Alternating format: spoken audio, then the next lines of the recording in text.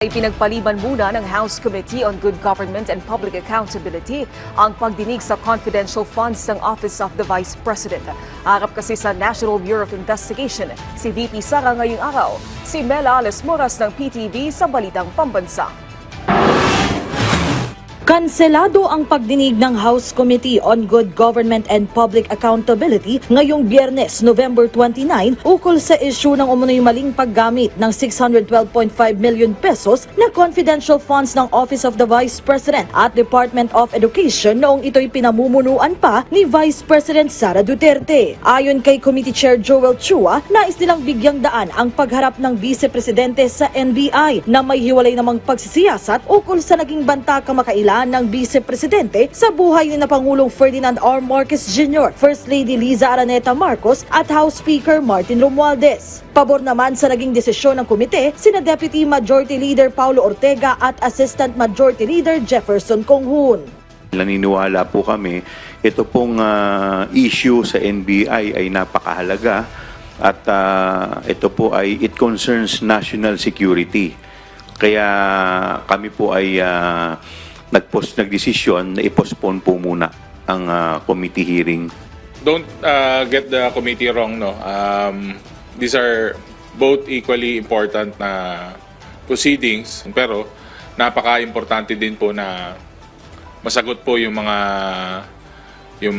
tanong at kaukulang investigasyon po ng NBI kasi hindi naman po biro to. These are grave threats.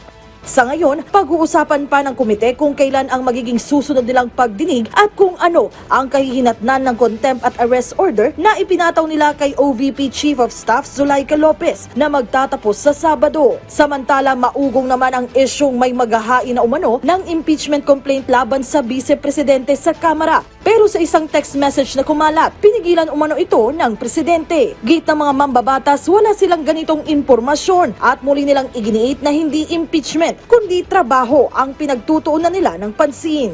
Hindi ko pa po alam yan. Wala naman po akong nare-receive na communication from the House leadership.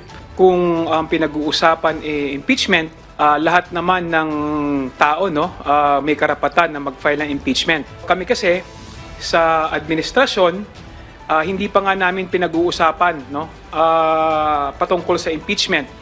Dahil abalang-abala nga kami, lalong-lalo na dito sa aming mga gawain sa Kongreso. Sa ngayon, sa mga pahayag ni Vice President Duterte, patuloy naman ang pagbatikos niya sa mga hakbang ng Kamara at ng administrasyon. Pero gate ng mga mambabatas, Nagsimula lang naman lahat ng kaguluhan na ito noong mangarap ang ating Vice Presidente na maging presidente ng maaga. Kung wala lang sanang maagang nangarap, wala lang sanang maagang nag-ambisyon na maging presidente, tahimik naman ang lahat. mula sa PTV Manila, Mela Alesmoras para sa Balitang Pambansa.